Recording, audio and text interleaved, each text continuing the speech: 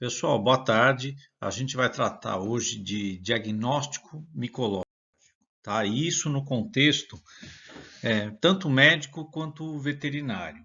E por conta desse contexto, que é um pouco diferente de eu isolar um fungo de um solo, e eu não sei, não faço ideia de que fungo é esse, eu vou ter que fazer uma série de técnicas para identificar. No caso da parte clínica, eu tenho um contexto que me ajuda a direcionar um pouquinho o diagnóstico. Então, um paciente que chega, seja humano ou seja animal, ele vai apresentar uma série de sintomas que vão eventualmente dar indicações de que possíveis agentes etiológicos eu tenho ali. Eu tenho uma anamnese que vai pegar todo um conjunto de informações que também me ajuda. Se aquela pessoa, se aquele animal viajou, onde reside, se é uma pessoa, qual é o tipo de ocupação que ela tem, quais os riscos aos quais ela está exposta, as comorbidades que essa pessoa, esse animal possuem. Então, isso ajuda a fazer inferências dentro da parte de fungos, porque os fungos em geral são oportunistas, e uma série de outras informações da anamnese que possam ajudar. Tudo isso ajuda a gente a conduzir o diagnóstico, porque quando um material chega no laboratório, deve existir esse contexto para que o pessoal do laboratório saiba quais técnicas executar para chegar no diagnóstico. Não pode chegar alguma coisa do tipo, não faço a menor ideia do que existe aí. É uma coisa mais complicada isso. Então, esse contexto aí ajuda nos procedimentos técnicos. Outra coisa que a gente tem que lembrar é aquela parte bem básica, né? Eu tenho os bolores, tenho as leveduras e tenho os fungos dimórficos, que são causadores de doenças no ser humano e nos animais. E eu gosto de dividir a parte de diagnóstico micológico dessa forma aqui. Um diagnóstico que a gente poderia chamar de microbiológico clássico, que são as técnicas bastante consagradas e já antigas, a parte de imunodiagnóstico e a parte de biologia molecular. Na parte de microbiológico clássico, o que a gente tem? Aquele sisteminha em que eu tenho três etapas fundamentais: exame direto, semeadura, isolamento e identificação. No exame direto, eu vou ter algum material clínico, pus, secreção, raspados, em que eu vou proceder a alguma técnica rápida de coloração ou de clarificação e vou olhar no microscópio. Então, eu vou usar as questões morfológicas do que eu vou enxergar ali para fazer algum tipo de inferência ou diagnóstico presuntivo, tá? A grande vantagem disso é que é bastante rápido e costuma ser simples. Um detalhe aqui, o histopatológico, em algumas circunstâncias, ele meio que pode ser colocado como um exame direto se eu tiver uma coloração simples, porém, quando a gente faz a coleta de biópsias, eu tenho material clínico que pode demorar muito mais. Mas, de qualquer maneira, vai ter um tópico aqui dentro da aula só sobre histopatológico. No segundo item aqui do diagnóstico, eu tenho semeadura e isolamento, em que aquele parte daquele material clínico que sobrou, né, uma parte foi usada no exame direto, uma parte é usada para ser semeada em meios de cultura que são apropriados, e isso vai ser incubado em temperaturas apropriadas e vai se esperar um tempo compatível. Aí tem vários detalhes aí, né, que são específicos para cada fungo e por isso que essa aqui é uma aula bastante genérica, porque a gente vai ter a parte de diagnóstico para cada grande grupo de fungos causadores de doenças posteriormente. E aqui eu tenho a identificação que normalmente é feita com base em morfologia, bioquimismo ou eventualmente outras provas. E aí dentro do diagnóstico clássico, pegando o grande grupo dos bolores, que são os famosos fungos filamentosos ou micelianos e que são pluricelulares, a base da identificação desses fungos é morfológica. Então eu vou olhar a morfologia, tanto a macromorfologia, que é o aspecto das colônias em meio de cultura. Então, qual é a cor que aquela colônia tem, aspecto, se é cotonoso, se é pulverulento, se é aveludado. Vou ver cor de reverso das placas, produção de pigmentos. Tá? Isso, obviamente, não é possível identificar um fungo dessa forma, então eu tenho que juntar essa macromorfologia com a micromorfologia, que é o que a gente enxerga no microscópio. Então eu vou pegar um pedaço desse fungo, botar no microscópio e vou observar uma série de coisas. Então eu vou observar, por exemplo, se as hifas são septadas ou não septadas, se as hifas são finas, grosseiras, ou se elas produzem algum tipo de característica diferente que distingue essa hifa de outra hifa.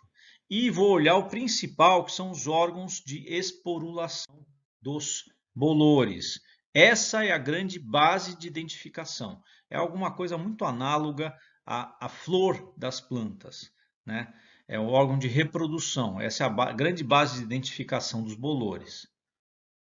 Aqui é uma série de imagens cujo único intuito é ilustrar a riqueza macro e micromorfológica dos bolores. Então aqui eu tenho um cladospório, aqui é uma curvulária, aqui é um fusarium oxysporum, esse aqui é um Microsporum gypsum, que aliás é um dermatófito, um Nigrospora, Penicillium purpurogenum. Então dá para a gente perceber que tem características macromorfológicas distintas, né? Aqui é um Pitomyces, que é um fungo que está associado com algumas micotoxinas. O Scopulariopsis brevicalis, que tem alguma importância na área de dermato.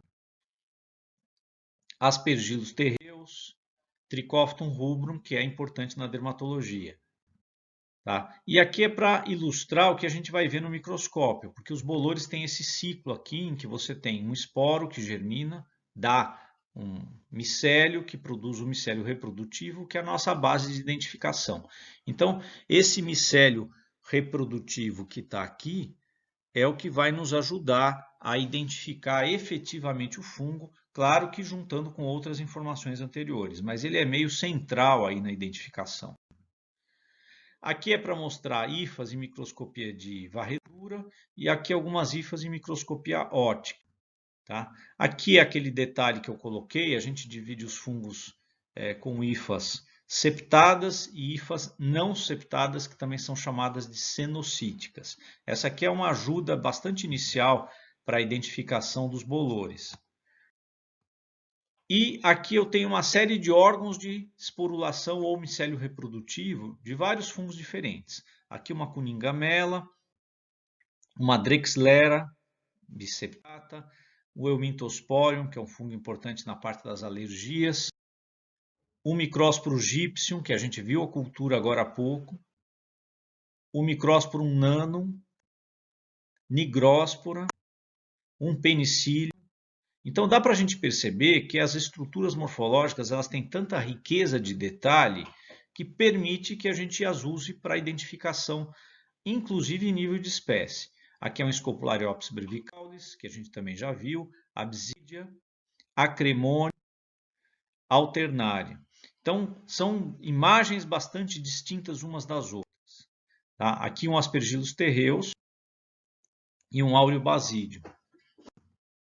No caso das leveduras, o que acontece? A gente também usa a morfologia, então eu também vou usar a macromorfologia. Então as colônias das leveduras têm algumas características. Aqui é uma Rhodotórula que tem essa tonalidade alaranjada. Aqui é um Cryptococcus que está num meio especial que torna a colônia dele bastante escurecida, tá? Mas são colônias cremosas, né? Ambas. Mas eu vou usar também um pouquinho a micromorfologia com relação às leveduras. Aqui são os blastoconídeos de uma levedura, aqui é uma varredura mostrando leveduras brotando, e a gente vai observar uma série de características. Se a levedura é mais redonda, mais ovalada, mais em forma de charuto, se ela tem brotamento múltiplo, se ela tem brotamento único, em base larga ou não. Mas tudo isso, toda essa parte de morfologia, ela não tem a mesma riqueza morfológica que os bolores. Então, o que acontece? No caso das leveduras, a gente vai ter um problema semelhante às bactérias. A morfologia é insuficiente. Então, eu vou ter que utilizar algo diferente, que é o bioquimismo dessas leveduras. Especialmente no que diz respeito, mas não só, à forma como as leveduras usam os carboidratos. Então, eu vou ter duas grandes provas que é o auxanograma e o zimograma. O auxanograma é uma prova de assimilação de açúcares e o zimograma é uma prova de fermentação de açúcares. Então, essas provas são utilizadas para a gente ter características muito mais específicas e poder discriminar entre gêneros e entre espécies também de leveduras. Aqui é uma tabelinha bastante simplificada, parte dela está um pouquinho escondida aqui pela minha imagem, mas nesse canto aqui está tudo negativo. Tá? Mas a gente está vendo várias leveduras diferentes, Torulopsis, Rhodotorula, Saccharomyces, Rancênula, que mudou o nome para Píquia, Trichosporum, Geotrichum, Blastomyces e a Prototeca, que não é uma levedura, mas é uma alga. E aí eu tenho aqui em cima uma série de açúcares, né? Maltose, sacarose, trealose, galactose e assim por diante. Então, cada uma dessas consegue assimilar, então aqui é uma tabela montada a partir de um auxanograma, diferentes açúcares. Tá? E aí eu tenho uma impressão digital da levedura de acordo com os açúcares que ela consegue assimilar. Tá? Essa é uma prova bem importante para a identificação de levedura. Aqui é uma outra tabela mostrando também provas de assimilação, só que pegando a espécie Cryptococcus. Tá? E aqui tem outras provas, assimilação de nitrato, urease, crescimento em temperaturas específicas, que a gente vai utilizando para ajudar na identificação. E aqui a gente entra no histopatológico. O histopatológico, no caso de diagnóstico de fungo, ele é bem importante, porque em muitas situações eu vou ter que fazer uma biópsia para conseguir enxergar estruturas fúngicas e ter a ideia de que aquilo se trata de uma infecção causada por fungos. Então, a micologia ela anda muito de mãos dadas com a patologia nesse sentido. E a gente usa basicamente, mas não só, três famosas colorações para fungos, que é o PAS, que é o Periodic Acid Shift, o Gomori, que também é chamado de GMS, que é Gomori Methenamine Silver, e o Muscicarmin, que é bastante específico para Cryptococcus. Aqui é uma hematoxilina eosina, tá mostrando hifas de fungo. Né? Aqui eu tenho uma hifa, uma bifurcação de hifa. Isso aqui é uma aspergilose pulmonar. Nesse outro caso aqui eu também tenho uma hifa e também é uma coloração hematoxilina eosina, mostrando, né? A hematoxilina eosina, qual que é a desvantagem? A coloração ela não é diferencial para fungo. O fungo ele adquire tonalidades de cor que podem ser muito parecidas com outras estruturas, mas ele pode ser usado, embora não facilite tanto a identificação. Já no caso do Gomori, que é uma impregnação pela prata, o fungo adquire uma tonalidade bastante escura, como é o caso aqui. Isso aqui são leveduras, é uma candidíase, e o fundo fica esverdeado, porque se usa um corante de fundo para dar contraste. Da mesma maneira que eu também tenho uma coloração pelo Gomori, que em alguns livros também é chamado de Crocot Gomori, em que você tem os fungos bem escuros, pretos, e o fundo com essa tonalidade verde clara. Aqui nesse caso dessa lâmina é uma histoplasmose. Aqui é um PAS e eu consigo ver as estruturas fúngicas aqui, é uma feoifomicose. A feoifomicose você tem uma estrutura de hifa que lembra até um pouco uma levedura com brotamento sequencial, mas é um fungo filamentoso. Tá? Então isso aqui tudo são estruturas de um feoifomiceto. Tá? E eu tenho uma outra coloração que eu não citei, mas que alguns autores citam, que é o Papa Nicolau para alguns materiais clínicos, em que as hifas ficam ou dessa cor verde, como está aqui, tá? Porque se usa um corante esverdeado no Papa Nicolau, ou uma cor alaranjada, como essa que está sendo mostrada aqui, que é também por conta de um outro corante usado, que é o orange, na coloração. Tá? E aí a gente passa para o imunodiagnóstico, que não é tão usado assim para fungos, mas a gente tem algum uso dele, tanto no ensaio imunoenzimático para detecção de antígenos, e um exemplo bom para isso seria a aspergilose, embora eu também tenha criptococose, histoplasmose e pneumocistose, e em alguns casos a imunodifusão, em que eu vou detectar um anticorpo contra o fungo. Também aspergilose e algumas micoses por fungos dimórficos, como blastomicose, histoplasmose e paracoccidioidomicose. Aqui é um exemplo mostrando as linhas de precipitação aqui de uma imunodifusão, onde aqui no centro eu tenho o antígeno padrão e nesses pocinhos eu tenho o soro do paciente que eu quero investigar. Nesse caso aqui é uma imunodifusão quantitativa porque o soro está diluído. E eu tenho os diagnósticos de biologia molecular, que são algo relativamente recente, mas que está tomando cada vez mais espaço na parte de diagnóstico. E aí, basicamente, embora existam muitas técnicas aqui, eu vou citar apenas uma, que é a mais famosa, que é o PCR, em que você faz uma amplificação de sequências que a gente tem como específicas para determinado gênero ou determinada espécie. Então, você amplifica aquela sequência. Aí você vai correr uma eletroforese em um gel de agarose e vai obter o resultado de bandas que refletem ou não o produto da amplificação. Tá? Então, essas bandas vão ter um peso molecular específico e o ideal é que a gente possa pegar o produto dessas bandas específicas e sequenciar. Então, aí eu vou ter a sequência dos nucleotídeos e eu posso jogar isso num banco de dados como o BLAST para que ele faça um alinhamento com as sequências que estão nesse banco e me diga se realmente aquele se trata de um determinado micro-organismo ou de outro.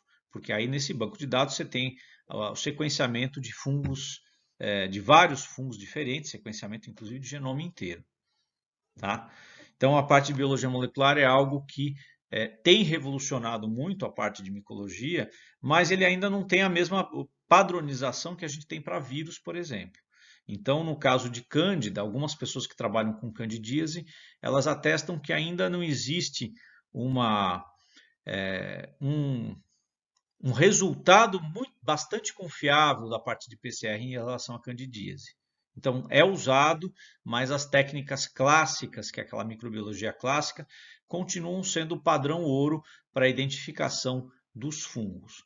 O que a gente pode esperar é que, à medida que o tempo passar, a gente consolidar dados, resolver problema dessas técnicas, a gente consiga estabelecer com mais fidedignidade algumas técnicas moleculares para fungos.